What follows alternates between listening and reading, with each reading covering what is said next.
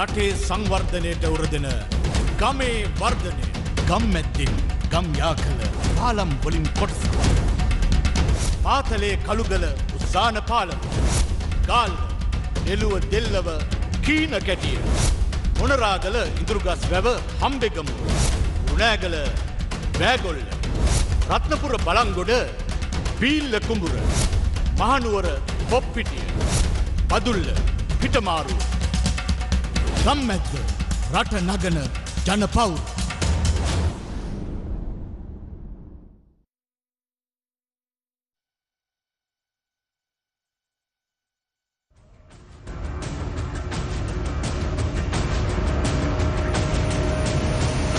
News First, Newsline with Faraz Shaukat Ali.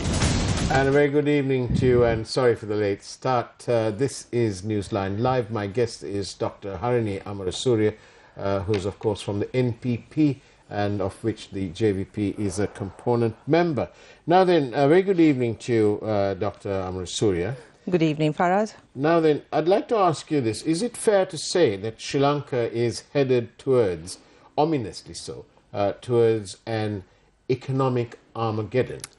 I sincerely hope not, because you know that Armageddon is the final battle between the good and the bad, and resulted in everybody dying. Right. Right. So let's sincerely hope that it's not that. Okay. I still think we can turn things round. Isn't that a bit ironic what you just said? You know, you hope that everyone won't die and that Armageddon wouldn't happen, because it is one Mahinda Rajapaksa's administration who managed to end the bloodbath and so on. And, you know, about, what, 60,000 of our young people died. Yes, but I think that should teach us a lesson that ending a war in itself is not enough to make the country prosper. But economically speaking, are we headed towards this final battle? Economically speaking, we are in very challenging times. And I think it's very evident that the policies we've been following up to now have led us to this point where everything seems so dismal. But I am an eternal optimist, so I don't think that, you know, that this is the end. This is sort of like there's no hope. I think there is. There is hope. There is hope. And it can be eternal. And it can be turned around. I'm not just saying that. I think there are specific ways. What's your plan? I ask you what's your plan because in conversations that I have with members of the public, wherever I can have this conversation, I have it.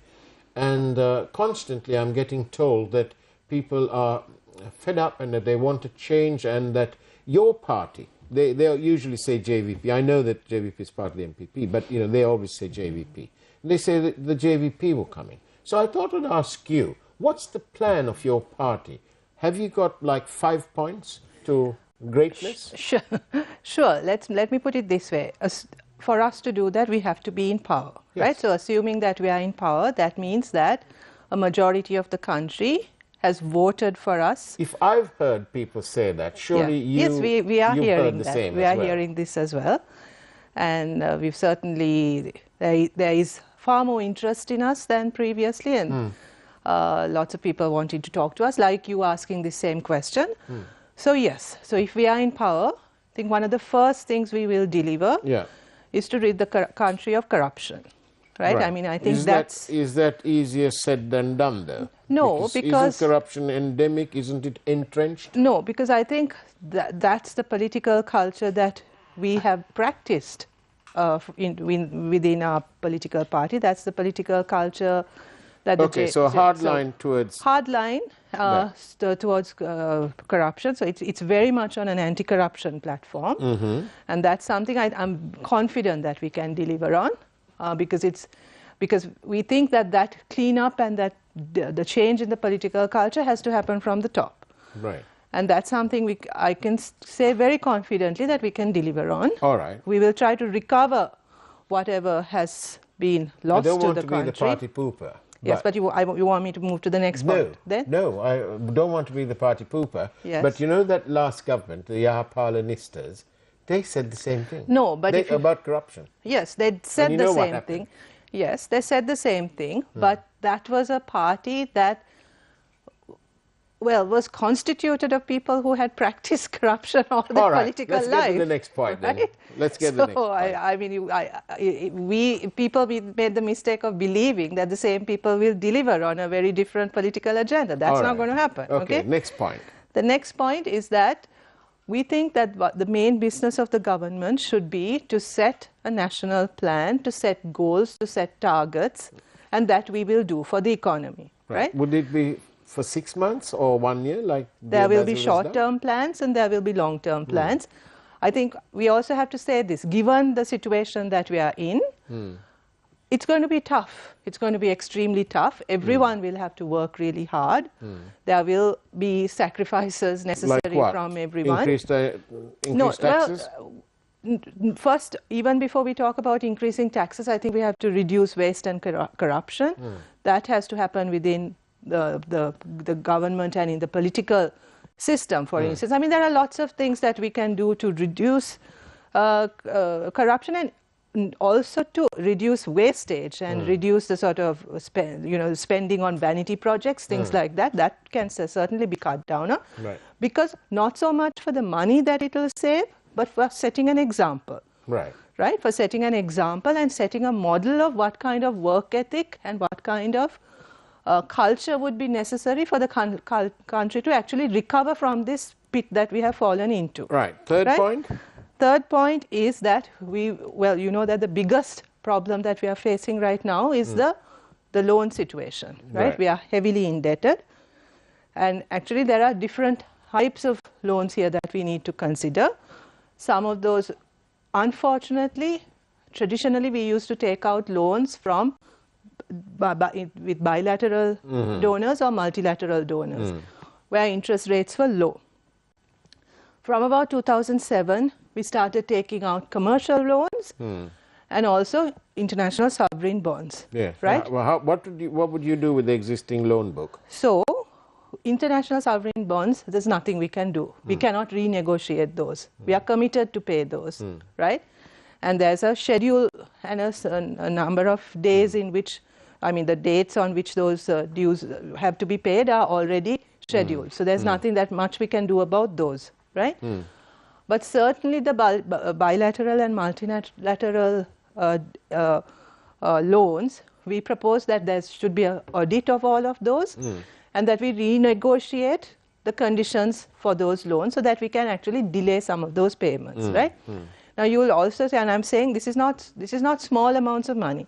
Because the government has actually been cutting down on expenses for cutting down, like say for education. About 70% of the education budget is actually met through loans, right? So those are the kinds of loans that I'm talking about, which we can renegotiate after this comprehensive audit, right? And we will have to, and I think that's possible because we would have established the confidence among the people lending us money that we are serious about what we do. We've reduced corruption. We are not going to spend this money on projects that are not going to have returns for us. We are not going to be spending it on commissions. So for those reasons, we think we will have the credentials with which to negotiate. Right? So that will have to be done. Fourth, we will have to tackle the issue of cost of living. I mean, that's a huge burden currently on people.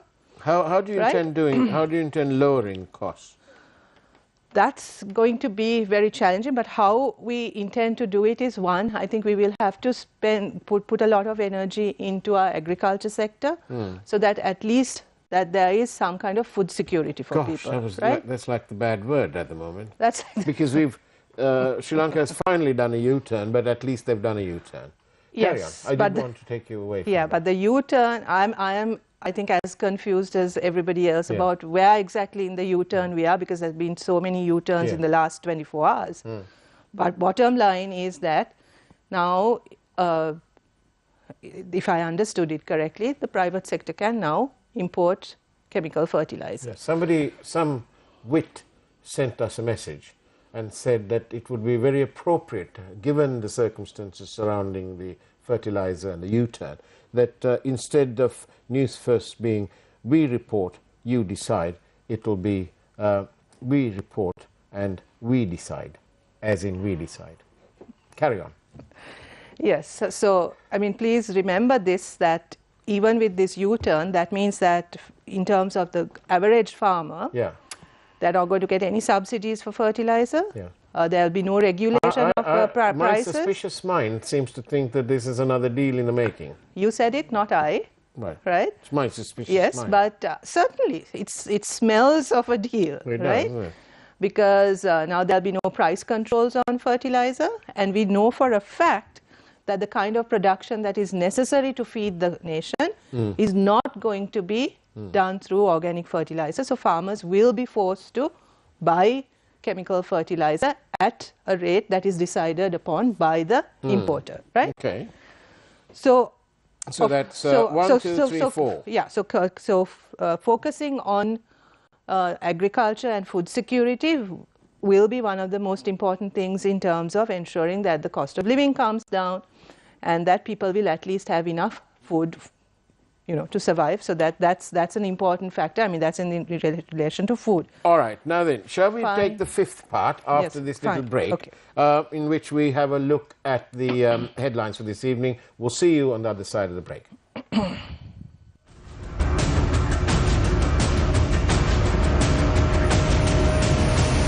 News First, Newsline with Faraz Shaukat Ali.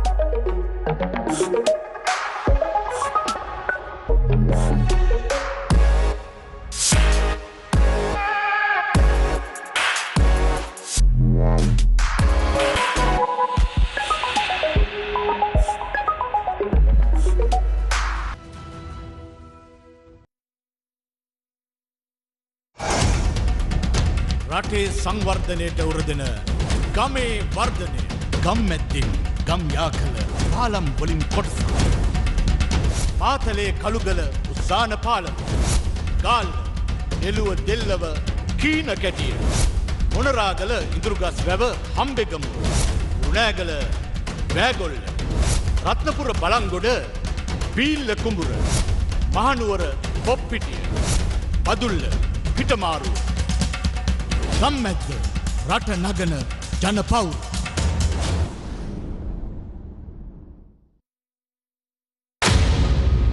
Golden Gate Kalyani declared open. Fertilizer gazettes reversed. Permission granted to import agrochemicals. Who is to blame? ඒ අවුල ඇති කිරීමට ප්‍රධාන වගකීම් කෘෂිකර්ම ඇමතිවරයා. Will farmers be compensated for untilled fields? එක රුපියලක් අයවැයෙන් වෙන් කළ නැහැ වන්දි ගෙවන්න. Bus deployed for Kenya in light of ferry tragedy.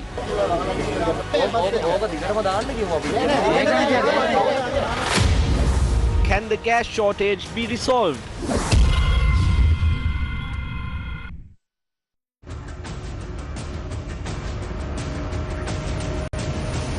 News First, Newsline with Faraz Shaukat Ali.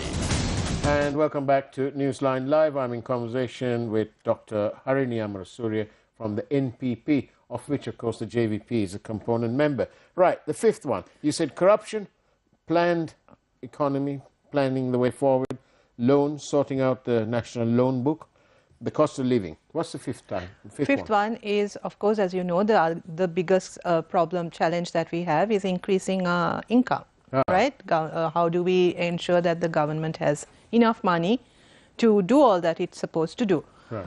So for Will there that, be more super gains taxes?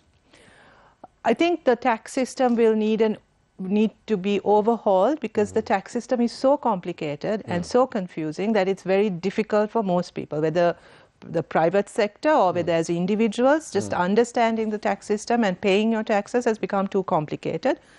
And we believe that that the tax system should be simplified and made much more easier for people to understand and What also about pay. collection? In terms of Implementing. collection, as you know, again, that a lot of the taxes come from indirect taxes, right? And that's a tad unfair, right? Because you're not really you're not really taxing based on income. So this is something that needs long-term planning and also much more consultation with Are you different telling me sectors. that your party is for taxing on a basis on the bottom line, so that it's an ability to pay. Right now, what we are saying is that it needs reform, right, to be made simpler and fairer. The specifics of it, we think as a political party, we need to consult the experts. We need to consult the different sectors who will be affected by it and come up with a plan that is reasonable, right? And this is something that we are talking about, and that we would appreciate ideas from people who are experts in this field, but what we do feel is that it needs a reform, right? Right.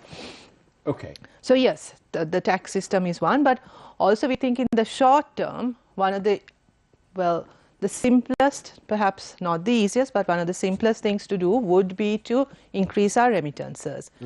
As you know, right now, our remittances have dropped sharply. You talk about the expatriate remittances. Migrant worker remittances and any kind of also because of the situation in the country where sending dollars back has become very problematic, because it's actually the black market where the dollar is being dealt with. So people are very reluctant to use formal means to either send dollars. So what are you saying? Would you free float the exchange rate? Not immediately, because that would have lots of consequences for the cost of living, right? But there needs to be some kind of stabilization of the rupee, and for that we need to increase our foreign reserves. So we think that one of the reasons why foreign remittances has dropped is also because confidence in the government has dropped.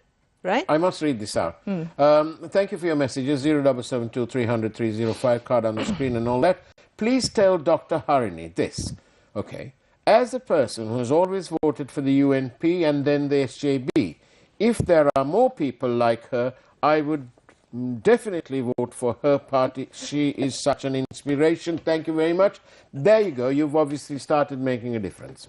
Thank you very much, and I must say that there are many more people in our party that are like me, so I am certainly not unique in that at all, right? Yes. So thank you very much for those kind words. So anyway, yeah, so I think increasing our remittances, but that remittances would mean that we increase confidence in the government, that there's transparency and accountability, so that people's money that is sent back will be spent on what it's meant to be spent on, and not on frivolous things, and not on commissions and corruption. Right. So there will also be a drive to actually encourage people to invest. There are lots of Sri Lankans abroad who have wealth, who are willing to help, who are experts in various areas, who are afraid to invest in this country because things are so uncertain, and they know that they have half their wealth they'll have to spend on sort of, buttering up the politicians and people in charge. So once they're assured that that's not going to happen, we think we can really promote people to invest, the Sri Lankan diaspora to invest, and also to remit more money. In terms of revenue, would you all have a look at the income tax threshold, which is now 3 million, which effectively leaves out the public service?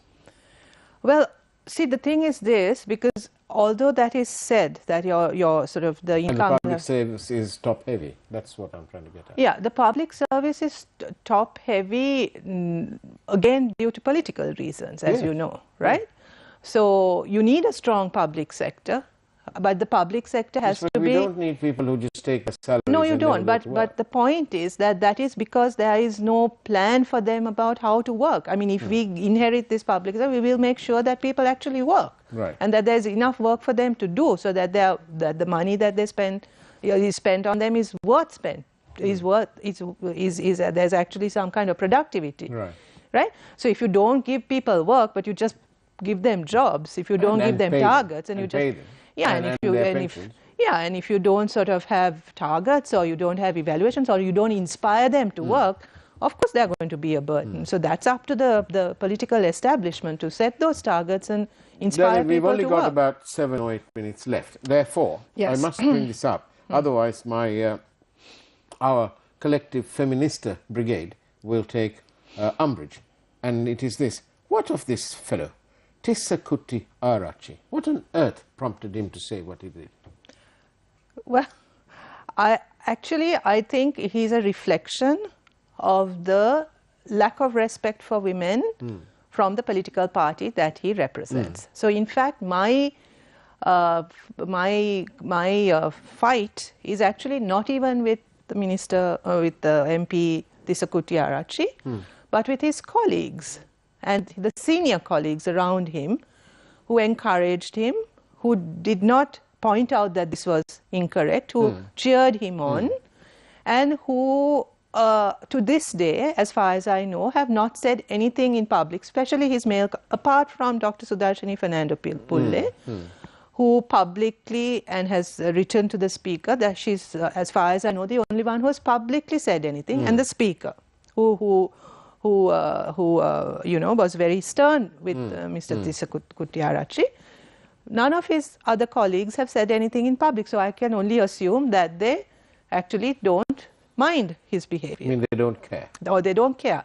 Several, I have to say, have privately come and spoken to Member of Parliament Rohini This is typical of Sri Kaviratne. Lanka. It's Yes. eye by eye. Yes, right. I've apologized to her in private. That's not bad. I mean, that's okay. Obviously, they felt that this was something wrong. But he didn't say it in private. He didn't say it in private. He said it in the Parliament. Yes. So their apology What is the should be Speaker public. going to do about it? Well, is he going to suspend him? Is he going to reprimand him? He's been reprimanded, but we don't think that's enough. Do you think he ought to be set, at least for a month? Well, we think there should be some stern action taken. Certainly, the standing orders allow for a suspension, and that could be done. Can we take his permit car away? Can Well, we stop he's a first-timer in Parliament like me, and as we didn't get our permits. So he doesn't have a permit, as far as I know. But what can he do? What can He the can Speaker be do? suspended. He can be suspended. can be Do you think it's going to happen? It doesn't, the initial signs are not great because the Speaker only reprimanded him and said that if this kind of behavior happens again, he will take stern action. But I have to say that when Mr. Tissa Kuttiarachchi responded to the Speaker, he denied having offended anyone. He wanted Rohini Kaviratne, Member of Parliament, to repeat what he said so that he could find out why she was offended, right? Which in turn is actually repeating the offence, as far as I am concerned. And actually then taking it a step further and being a little threatening. Have you made representations to the Honourable Speaker? Yes, the Women's Caucus met the Honourable Speaker and made our concerns known on behalf of... Did he laugh or did he listen? He did listen. He listened he didn't carefully. sort of smile and all that? No. He was very serious. I must say he acknowledged that this was not acceptable behaviour. As the NPP, we also handed over from the Progressive Women's Collective a letter to the Speaker asking for action. Dr. Sudarshini Fernando Pulle, as the chairperson of the Women's Caucus, has also asked for action. So we will see what happens. But I also think that there's a role for the public here. I see. So things are under control.